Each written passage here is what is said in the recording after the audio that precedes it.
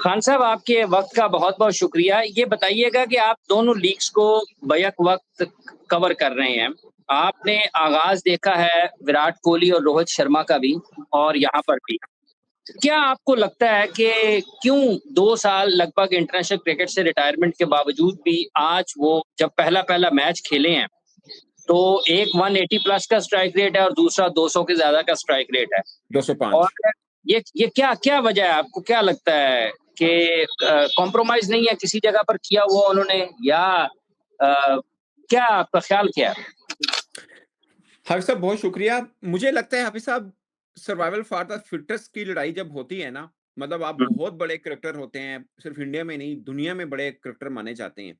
तो तब भी आपको अंदाज़ा होता है कि मैं एक ऐसी टीम के अंदर रिप्रेज़ेंट करने वाला हूँ जो वर्ल्ड की अब एक तरह से बेस्ट टीम है। आप वनडे के चैंपियन हैं, आप टी20 के चैंपियन हैं, आप वुमेन्स के भी चैंपियन हैं, अंडर 19 के भी चैंपियन हैं, both in women and mens. और पीछे अच्छा खासा एक ना जिसे बोलते हैं बैकअप भी तैयार है। मतलब ईशान हुँ, किशन आ सकता है वनडे वर्ल्ड कप में। और भी बड़े नाम हैं जो दोनों को आराम से रिप्लेस कर सकते हैं। ऐसे में आप अपनी जिसे बोलते हैं ना रेपुटेशन पे नहीं खेलते, आपको अपना आप वो डेली कमाना पड़ता है। तो वो कमा रहे हैं।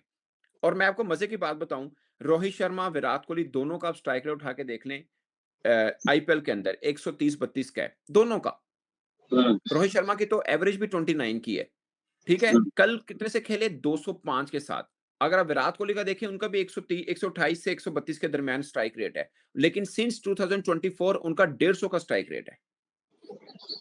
उनको पता है कि अब रेपुटेशन से बढ़ के कुछ करना पड़ेगा, तो वो परफ़ॉर्म कर रहे हैं और एक और चीज़ जिसे हम इग्नोर नहीं कर सकते कि इस बार पिछले 2-3 बरसों से आईपीएल में पिचेज़ भी चेंज मतलब टोटली वन साइडेड पिचेज़ हैं बैटिंग के लिए। बट ऑफ कोर्स उसमें भी आपको अपनी स्किल के मुताबिक खेलना ज़रूर पड़ता है। मगर बैटिंग ओरिएंटेड पिच हैं और ऐसी पिच विराट कोहली, रोहित शर्मा जो कि टफ कंडीशन में बहुत अच्छा खेलते हैं, उनके लिए तो ये सोने पे सुहागा है, चौपड़ी और 2-2 वाला मैटर है। तो मुझे लगता है कि आगे भी आप देखेंगे उनके बल्ले से रन आएँगे, बट मैं आपको एक और प्रेडिक्ट कर दूँ। मुझे लगता है कि टॉप 3 बैटर्स में आप फिन एलन को देखेंगे जो न्यूज़ीलैंड का, अगरचे कल उसने छोटी इनिंग खेली मगर तड़केदार थी, पहला आईपीएल खेल रहा है। उसने जिसे कहते हैं ना हम पंजाबी में कहते हैं कि सलाइयाँ तोड़ देनी है इन्हें बॉल दियाँ। अब देखिएगा, हुँ, आई एम टेलिंग यू वो एक डिफरेंट बैटर बन के आएगा ऐसी कंडीशन के ऊपर। लेकिन ना आईपीएल का भी ना आपने हाफ़िज़ साहब आप भी कवर करते हैं। आईपीएल की एक चीज़ है, उनका ना वो सेगमेंट चलते हैं। पहले में आपको हाई स्कोरिंग मैच मिलेंगे, बीच में ऐसे सेगमेंट भी आएँगे जब लो स्कोरिंग मैच भी आएँगे। जो उनका अभी हाँ, तक हिस्ट्री चल रही है, आई डोंट नो अब इसमें क्या चलेगा। बीच में लो हुँ। स्कोरिंग मैच भी आते हैं। वेन्यू आप के इसका वो वेन्यूज़ के हिसाब से होगा ना, वो कुछ वेन्यूज़ ऐसे होंगे जहाँ एग्ज़ैक्टली पर हाँ। हुँ, जब 1 खड़े हैं 1 खड़े में आप ज़ाहिर है आप हमेशा हाई स्कोरिंग मैच देखते हैं। इंग्लैंड का मैच सेमीफाइनल यहाँ पे हुआ था, 2 250 भी चेज़ होने वाला हो गया था। ये एक चीज़ है। मगर आपने वो पीएसएल का ज़िक्र किया, पीएसएल में ये है कि 3 दिन गुज़रे हैं। उनमें हुँ, से 2 दिन डबल हेडर हुआ है और डबल हेडर दोनों के दोनों यानी 4 मैचेस 2 दिन में एक ही पिच पे हुए हैं। हुँ, वेन्यू में बात नहीं कर रहा, पिच की बात कर हुँ, रहा हूँ। पिच भी एक ही यूज़ हुई है, चारों के चारों मैचेस के ऊपर। जब आपने देखा चौथा मैच में फिर क्या हुआ कि 128 बनाना भी मुश्किल पड़ गया। वो भी अगर वो बॉल टेम्परिंग वाला एलिगेशन ना आता और 5 पेनल्टी रन ना बनते, आखिरी में 14 रन्स बनाना शायद वो हारिस रऊफ बचा पाते 14 रन्स को तो। हुँ, वो कंडीशन थोड़ी चेंज है। आप कंपैरिज़न नहीं कर सकते वैसे दोनों तरफ। लेकिन मैं बताऊँ अगर आप मेरी राय जानना चाहेंगे मुझे लगता है कि आईपीएल ज़ाहिर है बड़ी लीग है, इसमें कोई दो राय नहीं है, मगर वन साइडेड पिच भी गलत है, कि सिर्फ़ बैटर्स के लिए है। वो मुझे हुँ, नाम नहीं याद आ रहा, वो किसी क्रिकेटर ने कहा था फिर इससे अच्छा है कि आप ना बॉलिंग मशीन खड़ी कर दें, कि देखें कौन ज़्यादा छक्के मारता है। मुकाबला तो यही है ना, बॉलर्स के लिए तो कुछ भी नहीं है, वॉरेन से बॉल नहीं हो रहा, अलेक्जेंडर से बॉल नहीं हुआ, इससे पहले भी जितने स्पिनर मतलब आप इंडिया में टी20 करा रहे हैं और स्पिनर रूल आउट हो रहे हैं, ये बनता नहीं है। अब ये एग्ज़ैक्टली ऐसे ही कि ऑस्ट्रेलिया में बिग बैश हो रही हो, वहाँ पे फास्ट बॉलर रूल आउट हो जाए, ऐसी कंडीशन बन जाए। सोचने में नहीं आती ना। इंडिया में इतना तो बनता हो यार 1-2 स्पिनर का कुछ ना कुछ रख-रखाव हो। मुझे लगता है कि ये भी गलत है कि 128 रन्स बनाना मुश्किल पड़ जाए और ये भी गलत है कि 220 भी सेफ ना हो। आपका टी20 में होना चाहिए 170 से 185 के दरमियान वाले मैचेस होने चाहिए। ऑफ कोर्स सारे ऐसे नहीं हो सकते, but most of the cases ऐसे होने चाहिए जिसमें बॉलर्स के लिए भी यानी it's a competition between bat and ball.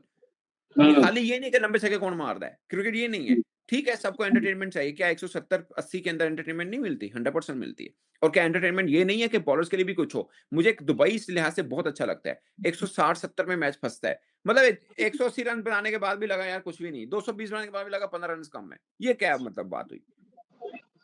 अच्छा इतना तो खान होना कुछ बॉलर के लिए कुछ तो हो, मतलब आप बॉलर की कला भी तो देखें, आप बैट्समैन की तो देख लिया आपने, लेकिन क्रिकेट साहब, में बॉलर भी कुछ कोई चीज होता है, वो भी कोई बंदा होता है, उनका भी कोई फ्यूचर है, उनका भी कोई करियर है, उसका भी कुछ रख रखाव हो ना। हर बंदा बुमराह तो है नहीं जो अंडर 5 की इकोनॉमी के साथ मिडिल ऑर्डर में ओवर करवाता है, हम्म, हर बंदा बुमराह हो नहीं सकता।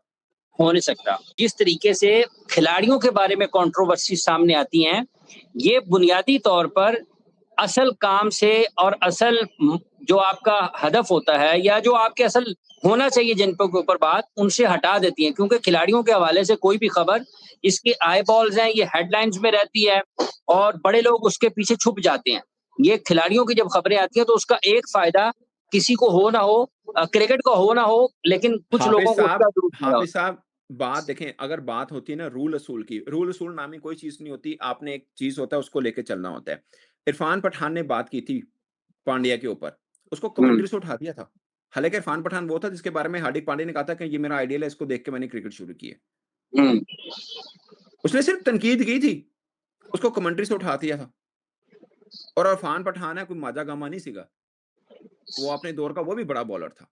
हाँ, हुँ, ठीक है। हुँ।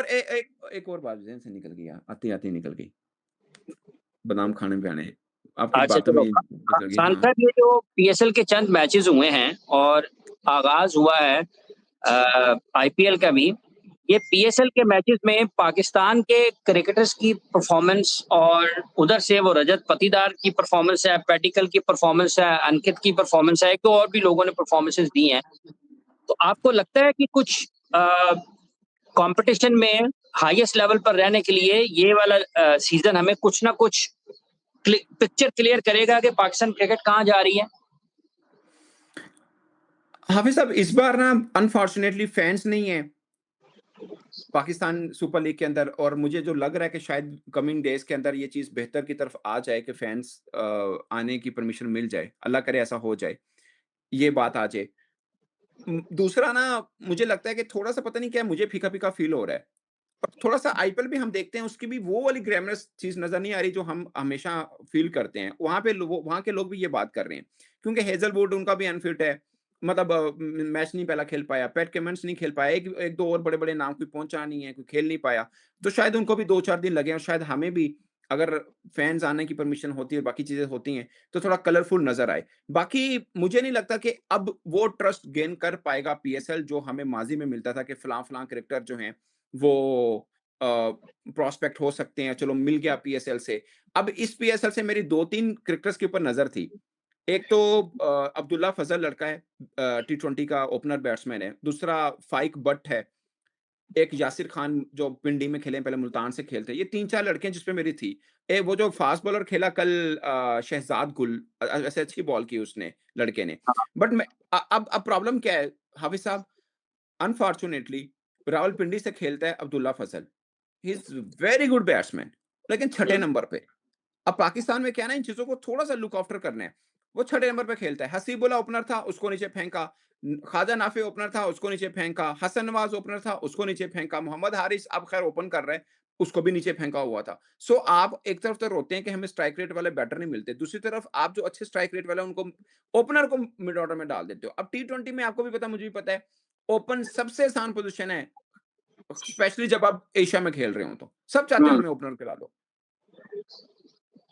सब चाहते हैं। तो ये थोड़ा-सा है, मुझे लगता है कि अब्दुल्ला फज़ल को मैं देखना चाहूँगा इस पीएसएल में वो कैसा खेलता है। फाइक को देखना चाहूँगा, यासिर खान को देखना चाहूँगा, और भी कुछ नाम हैं जिनको हम देखना चाहेंगे। बट अगर उनको सही जगह पे, यासिर को सही जगह पे मिल गया चांस, ओपनर मिल रहा है। फाइक को आई डोंट नो कब चांस मिलेगा, बट वो खेलता है, आप देखिएगा, he is a good batter. Abdullah Fazal he is a very good batter. आपको हुँ, मज़ा आएगा, थोड़ा-सा आप कह सकें अगेन, मिलने का मतलब ये नहीं कि पाकिस्तान टीम में डाल दो, मिलने का मतलब ये हुआ कि 2 साल आपके पास हैं, आप उनको ग्रूम कर सकते हो। 28 में जाके वर्ल्ड कप है। लेकिन लेकिन खान साहब एक बात ये भी है ना कि जब अगर सब ने ओपन खेलना है तो मिडल ऑर्डर में कैसे किसने खेलना है? आप देखें ना, टिम डेविड भी खेलता है, ग्लेन मैक्सवेल भी खेलता है, ब्रेसवेल भी खेलता है, डैरेल मिचेल भी खेलता है, फिर मुख्तलिफ टीमों में इधर शिवम दुबे भी खेलता है, रिंकू सिंह भी खेलता है।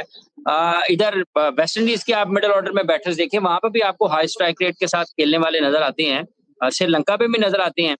तो ये पाकिस्तान में किसी ना किसी ने तो मिडल ऑर्डर खेलना है ना। अगर ये अंकित खेला है मेरा ख्याल पहला या दूसरा मैच, उसने भी रन्स किए हैं। तो आपको लगता है कि हमारे यहाँ मिडिल ऑर्डर की एक किल्लत है और दुनिया उसी जगहों पर अपनी टीम को स्टेबल करती है? हाफिज साहब, मुझे मुझे लगता है कि आपके पास भी मिडल ऑर्डर के बैट्समैन हैं। इरफान नियाजी है, आपके पास अब्दुल समद है, बट आप उनको, आप देखें ना, आपने क्या किया, आपने ख्वाजा नाफे को फ्रॉम नोवेयर उठा के वर्ल्ड कप टीम में डाल दिया। कुछ नहीं किया हुआ था हुँ, उन्होंने। हुँ, कल हो सकता है बहुत बड़े क्रिकेटर बन जाए, हम तो आज के दिन की बात कर रहे हैं। आपने अब्दुल समद के साथ ये रिस्क नहीं लिया, और जब लिया तो वनडे में ले लिया। हुँ, गलत तरीके से। इरफान नियाज़ी टी20 में थोड़ा बेहतर खेले, आपने उनको वनडे में डाल दिया, वनडे से भी निकाला, फिर टी20 से भी निकाला। सो आप भी ग्रूम कर सकते थे, आपके भी पास भी कुछ क्रिकेटर हैं। आप, मुझे लगता है पिछले 10 वर्षों में सबसे बड़ा क्रिकेटर जिसको हमने ज़ाया किया, शायद लोग एग्री ना कर रहे हों, वो है इफ्तिखार अहमद। हाँ, ज़बरदस्त प्लेयर था मिडल ऑर्डर का, जिसको आपने वेस्ट किया, ठीक है? उसको आपने खुशदिल नंबर को पे भी, डाल दिया। एग्ज़ैक्टली, खुशदिल को भी थोड़ा बनाया जा सकता था। एटलीस्ट इफ्तिखार को चौथे, 5वें नंबर पे रखते, वो आपका टी20 का बड़ा ज़बरदस्त तरीके से, इवन कि वनडे का बड़ा ज़बरदस्त तरीके के साथ मिड ऑर्डर का बैट्समैन था। अब वनडे की अगर आप बात करें, कामरान गुलाम क्या छोटा प्लेयर है मिडल ऑर्डर का? सौद शकील मिडल ऑर्डर का प्लेयर नहीं बन सकता। चलो बाउंसी ट्रैक है, आपको सौद थोड़ा टफ लगते हैं, बट कामरान गुलाम के साथ तो आप जा सकते थे। तो आप उसको भी ग्रूम हुँ, कर सकते हैं। अब आपने क्या किया, जिसको टी20 में ग्रूम करना चाहिए, आपने उसको वनडे में डाल दिया, अब्दुल समद को। उनको बेसिकली आपको टी20 में डालना है। तो अब्दुल समाद, इरफान नियाज़ी, 1-2 नाम और आपको मिल जाएँगे जो मिडल ऑर्डर में आप ग्रूम कर सकते हैं। ऐसा नहीं है कि इसमें भी नहीं हैं। बाकी अच्छा आप भाई जो, साहब। असल हाँ, में हम थोड़ी ज़्यादती कर रहे हैं। हम आईपीएल की एग्ज़ाम्पल लेते हैं कि वो अंकित की बात की आपने, फलाँ की, उस मतलब काफ़ी नाम गिनवा दिए। वो पिच और इन पिच में फ़र्क है, हाफ़िज़ साहब, बहुत ज़्यादा फ़र्क है। उस एनवायरनमेंट में भी फ़र्क है। ठीक है ना? ने अब एक कैमरून ग्रीन खेल, अब देखें ना, उसके साथ कैमरून ग्रीन है, फिन एलन है और रिंकू के साथ। ऊपर से तगड़े उस एनवायरनमेंट में, आपके साथ आपको लुबे-शाइन है ਤੁਹਾਡੇ ਕੋਲ। और दूसरा, हमारा ग्रूमिंग प्रोसेस भी कुछ इस तरह का है। आपके पास मिडल ऑर्डर के बैट्समैन हैं, ऐसा नहीं कि नहीं है। आप उसको ग्रूम तो करें और एक फॉर्मेट निकाल के रख दें। एक बंदा ईशान किशन, जिसने वनडे के अंदर 200 किया हुआ है, उसको वनडे में नहीं लेते वो, टी20 में बना के रखा है। हालाँकि वनडे का वो ज़बरदस्त प्लेयर है, बट उसकी बारी नहीं आ पा रही। उसको एक ही फॉर्मेट के बना के रखा हुआ कि टी20 के, और उसके अंदर वो ग्रूम करें। श्रेयस अय्यर आराम से टी20 खेलता है, मगर उनको जो उनका अपनी मेंटालिटी या पॉलिसी उसके मुताबिक वो मीट नहीं करता, उसको वनडे में रखा हुआ है उन्होंने। सो आपने भी डिजाइन तो करना है कि आपको फॉर्मेट में, किस फॉर्मेट में कौन सा प्लेयर को कैसे ग्रूम करना है। साढ़े तीन ने वहां है।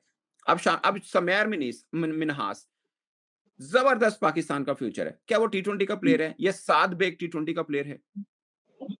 अली रज़ा को भी देख लें, उसको भी पिटाई होती है। ठीक है, आपने ग्रूम करना है। मुझे लगता है समीर मिन्हास को शायद खुशी हो कि मैं 2 करोड़ में या इतने में बिक गया हूं। मुझे लगता है वो अपने अपने आपके साथ ज्यादती कर रहा है। वो वनडे का प्लेयर है, उसको 2-3 साल वनडे और रेड बॉल खेलनी चाहिए। उसके बाद अगर वो थोड़ा क्लिक कर जाती तो टी20 में आए, कोई फर्क नहीं। ऐसे तो बने बनाया प्लेयर साई मुझे वो नाकाम हो रहा है। चलें, देखते हैं आने वाले दिनों में कोई चीज़ें बेहतर होती हैं या नहीं होती हैं। जैसे-जैसे मैचेज़ आगे बढ़ेंगे, परफ़ॉर्मेंसेज़ भी सामने आएँगी। सनाउल्लाह खान साहब, आपका बहुत-बहुत शुक्रिया, आपने अपना वक़्त दिया, पाकिस्तान क्रिकेट के हवाले से अपनी राय देखने वालों और सुनने वालों तक पहुँचाई। जितने भी लोग हमें देखते हैं, आप सब लोगों का बहुत-बहुत शुक्रिया। इस उम्मीद के साथ कि पाकिस्तान क्रिकेट बोर्ड में क्रिकेटर्स के लिए कुछ बेहतर अंदाज़ में बातचीत होगी और सवालात करने वाले असहाब जब सवाल करते हैं तो वो उनकी तेज़ जो अल्फाज हैं वो उस वक्त भी सामने जरूर आए जब वो पीसीबी ऑफिशियल्स के साथ बातचीत और सवालात कर रहे होते हैं। सिर्फ क्रिकेटर्स के ऊपर सवालात करते हुए आपको तमाम चीजें याद नहीं आनी चाहिए।